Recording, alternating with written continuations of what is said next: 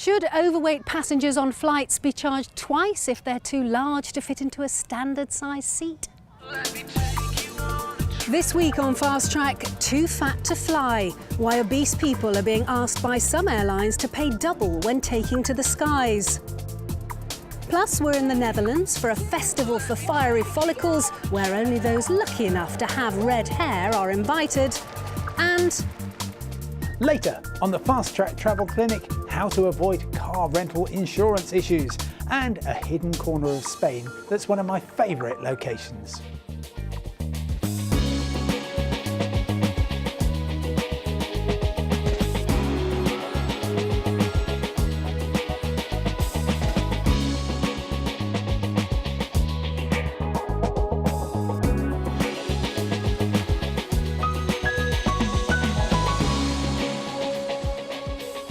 hello and welcome to 30 minutes of travel news, escape and inspiration with me, Fiona Foster.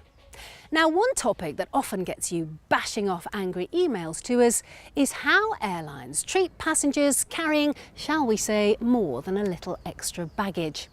It polarises opinion like almost no other subject in the travel world. Do you charge obese people for a second seat or not? Well, in the last 12 months, both sides of that particular argument have been making suggestion and counter-suggestion. Keith Wallace has been finding out how the problem's been exercising opinion from Nepal to New Orleans.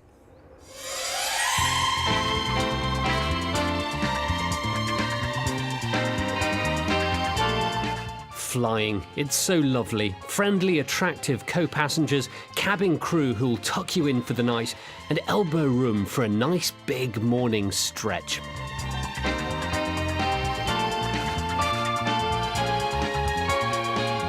It's not quite like that for most of us, obviously, especially if you have what one airline euphemistically calls unique seating needs.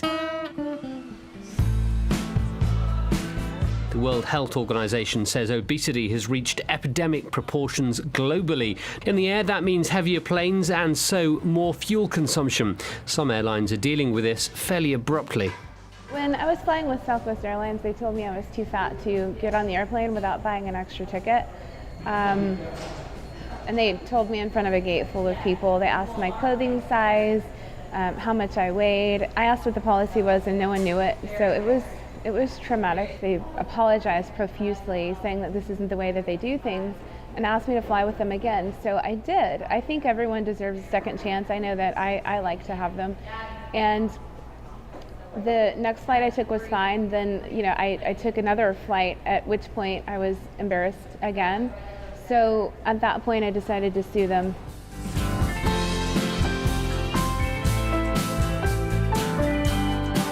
That legal action has now been thrown out. Kenley is considering her options. Currently, most airlines require you to buy a second seat if you can't put the armrest right down. Some will refuse you boarding at the gate if you look too big. Others are marginally more accommodating. Air France, for example, will refund the charge for a second ticket if there are spare seats on the plane. American's policy is cautious, saying it may put you next to an empty seat if you need extra space, while Air Canada's policy states that a second seat will be given free of charge if the need is signed off by a doctor. However, that passenger still needs to go through the embarrassing process of being officially measured. Air Canada's useful diagram here explains to the doctor on which bits of the passenger's bottom he or she particularly needs to concentrate. These new rules were brought in following an 11-year legal battle brought by a group of passengers. But could life for the stouter of frame be about to get even more tricky? Over in Nepal, one academic has published a paper which recommends charging passengers by body weight. Charging according to weight of a passenger of an air ticket can result in fair and efficient pricing of an air ticket. The question of popularity among passengers is concerned.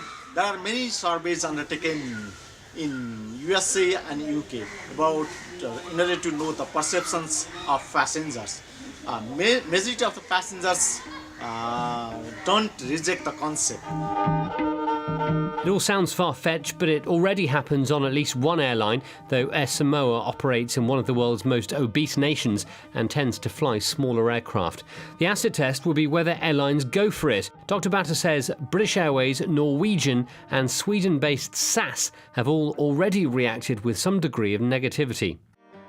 Some people are going to weigh more and some people are going to weigh less, but to weigh only the big ones seems extremely unfair. Everyone at this obesity support group in West London has lost between 5 and 15 stone. That's between 30 and 95 kilograms following surgery.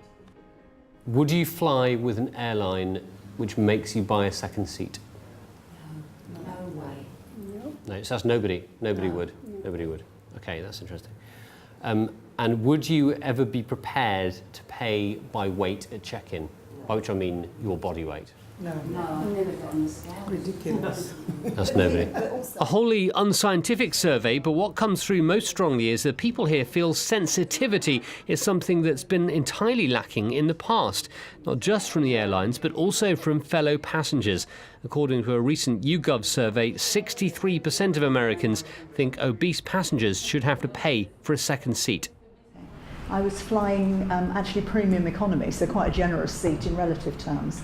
And I was in the window seat and the person came next to me in the aisle seat, and as soon as the seatbelt sign came off, she called the flight attendant over and asked if she could be relocated if there was a seat elsewhere, because she was physically uncomfortable sitting next to me. And that was very embarrassing. I used to get very anxious when I was going on holiday because I knew that I'd have to pluck up courage to ask for that orange belt, and I'd look around and I think, oh, are there enough? And then in the end, my husband used to ask for me and say, have you got the extension? And they were nice, the hostesses, but it's very degrading. So airlines have to tread a very delicate line here between treating their passengers with sensitivity, steering well clear of price discrimination, and keeping a close eye on the bottom line. One fare between two seats, some would argue, isn't a great idea financially. But nobody seems to have come up with a foolproof solution. Or haven't they? What about this? This is current standard seat on A320, very comfortable, the most comfortable on the market. And here we have the new seat, which is even more comfortable. Airline seats built especially for those with unique seating needs, a concept mooted by Airbus. We have tested the seat with several airlines, so now airlines are thinking about how to integrate the concept to their business model, and the seat can start to fly in next 18 months. Coming to an airline near you, possibly. The seats aren't yet commercially available, but Airbus says Asian carriers in particular are showing a degree of interest. In any case, it could well be the least worst option available for airlines who feel the need to accommodate our myriad shapes and sizes. Keith Wallace on the passengers who carry a little more than excess baggage when they fly. And we'd love to hear your stories and opinions on that one, of course. Do you think it's fair to charge larger people for an extra seat, or is it just a case of the airlines trying to cash in? You can email us at our usual address, fasttrack@bbc.com. Now let's have a look at what else has been making headlines in the travel world around the globe this week. Travellers could soon be able to keep their shoes on while going through security at more than 60 US airports, making it quicker to pass the TSA checkpoints. The Transportation Security Administration Agency plans to expand its faster screening lanes by the end of the year. It says the expansion is part of an attempt to make screening more effective. If you're heading to Venezuela this week, you might be in complete darkness. A power cut has left more than half of the country without electricity, including many parts of the capital, Caracas, and partially disrupted the underground transport system. The government there have blamed failures in power transmission lines. This week, more than 130 vehicles were involved in a huge pile-up on a bridge in the UK county of Kent. Thick fog on the Sheppey crossing led to a series of crashes. Dozens of people were injured and a number of them needed to be freed from their cars by firefighters. All you could hear was the crunching of metal and glass, screeching of brakes. It's surreal. You don't think anything ever's going to happen to you like that, and it's not even sunk in, to be honest.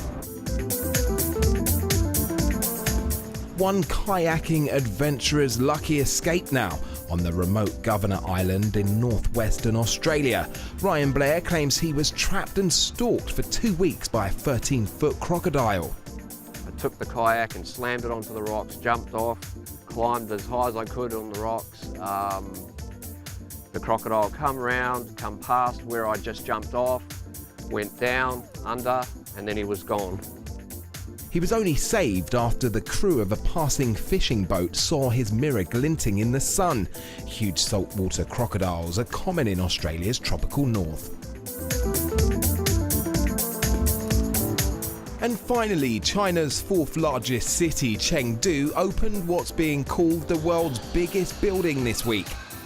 The colossal building is 500 metres long, 400 metres wide and 100 metres high, and contains a total floor space of 1.7 million square metres. We were allowed inside for a sneak peek. They say you can fit 20 Sydney opera houses in this building, and in terms of square meterage, it's the equivalent of 266 football pitches. And you can see more of that in our Fast Track Special China series starting in November. Well, now you're up to date, it's time for a short break. But do stay with us, because coming up, Simon Calder will be here with advice on how to stand up to those intimidation tactics that some car rental companies use to try and make you buy unwanted extras. And they say blondes have more fun, but look at this, redheads have got their own festival. See you shortly.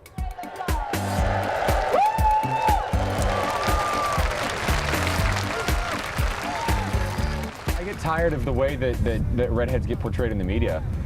The fact that if you watch a TV show, if there's a redhead in it, it's going to be a nerd, it's going to be a geek.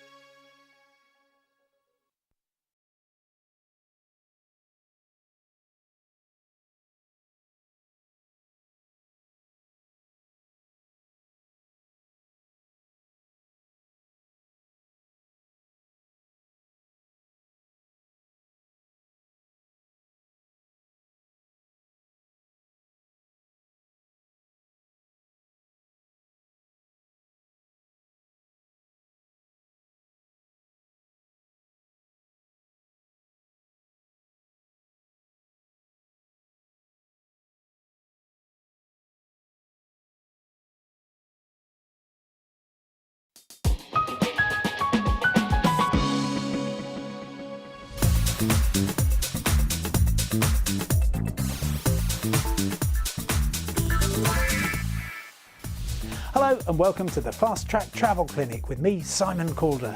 Let's start with Richard Nickel from Aarhus in Denmark, who has a problem when he rents cars. I'm offered extra insurance and made to feel quite anxious when I turn it down. I see some companies offer independent cover on the web at a much cheaper rate. What are your thoughts on this? Richard, car rental has never been better value, but neither has it ever involved a more complex tangle of rules and restrictions.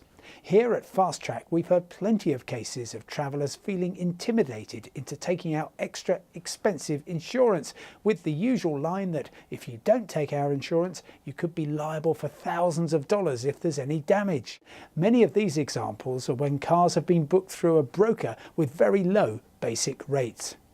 There's a range of insurance companies that promise to cover collision damage, typically for a single premium of $50 to $100 a year. But I prefer to deal direct with the big rental companies. I book a comprehensive package and stand my ground if the agent at the depot applies pressure. Georg Gregor is Polish, but he's just been granted British citizenship and a UK passport. He's heading for America and wonders, should I continue using my Polish passport, which contains a valid US visa, or should I apply for an ESTA with my new British passport? As we've mentioned on the Travel Clinic before, having more than one passport can be useful, and in your case the answer is clear. If you've gone through the process of obtaining a US visa, then use it for as long as you can.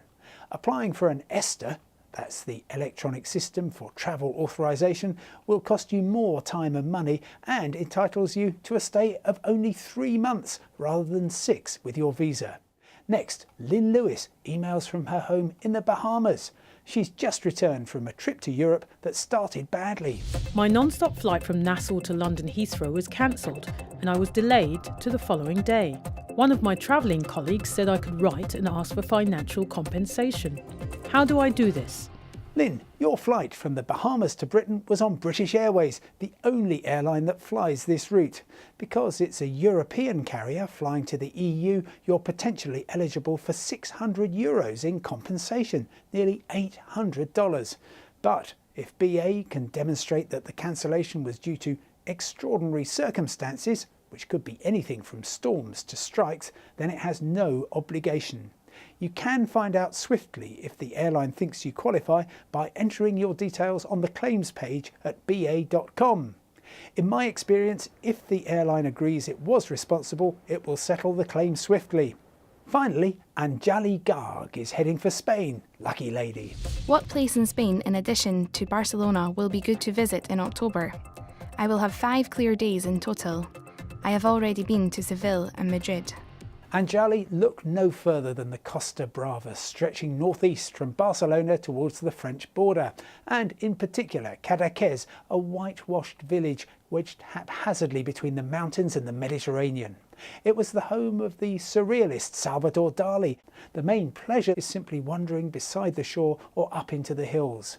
I was lucky enough to be there for a week in October. With warm days, cool nights and empty beaches, it was an excellent recipe for contentment. Catch any train from Barcelona to Figueres and step from the rail station to the bus station for a connection to Cadaqués. That's all we've got time for in this session of the Fast Track Travel Clinic. Whatever your quandary, email fasttrack@bbc.com and I'll try to find you an answer. From me, Simon Calder, bye for now and see you next time. Thanks, Simon. We'll see you again next time. Now, with the end of the European Summer Music Festival season upon us, you might be wondering what else is on. Well, in the Netherlands, they've been holding a festival to celebrate being red-haired. Redheads, it seems, are enjoying a resurgence, with flame-haired celebrities increasing the desirability of this unusual hair colour. We sent Anna Holligan along to Red Hair Day in Breda to find out more.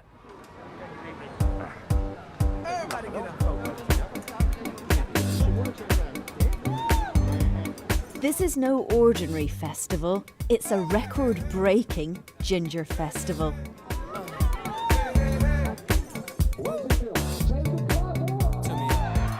1,672 flame-haired folk gathered here in Breda makes this the largest number of redheads ever captured in one photograph. Give them a great applause! But it's more than just a photo opportunity. For the proud participants, a chance to indulge in the culture and educate us about their novel characteristics. So I'm making a film about being ginger. Thank you. But this man felt so strongly about his gingerness being an obstacle to romance, he made a film about it. I get tired of the way that redheads get portrayed in the media. The fact that if you watch a TV show, if there's a redhead in it, it's going to be a nerd, it's going to be a geek. Did you see the girl I was talking to? She was gorgeous. Redheads have played a prominent role throughout the ages.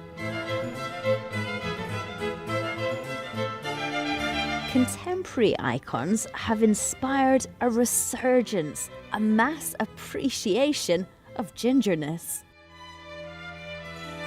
In past times they were considered special and they were considered fashionable, but it has never been like this. That the redheads are really, really hot at this moment.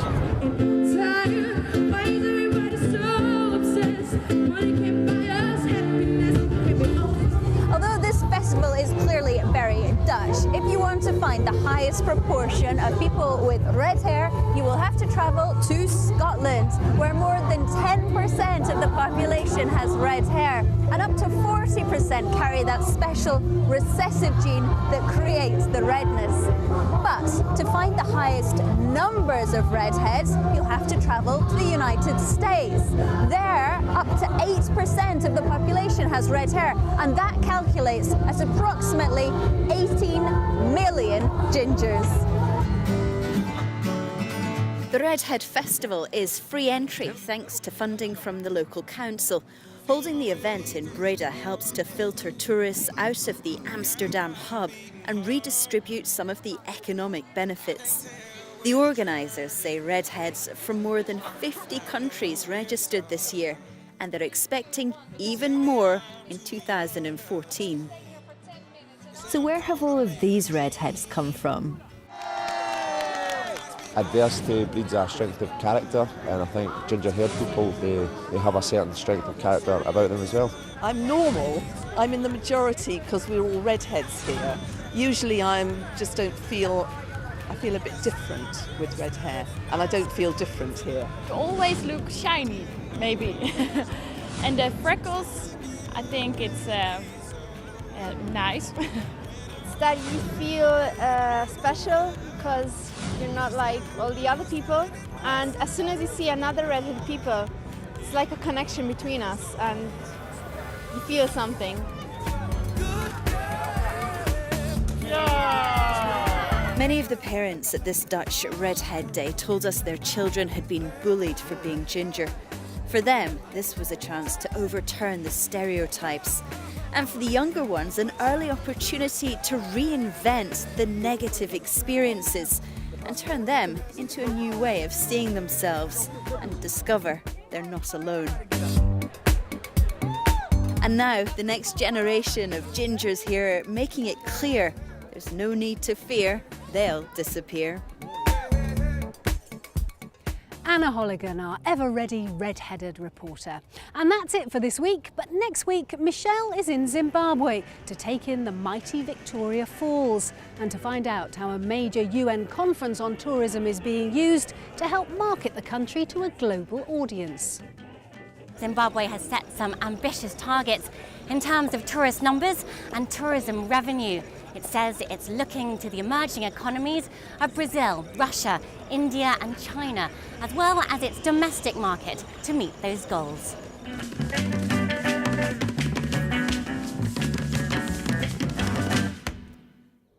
So do try and join us for that if you can.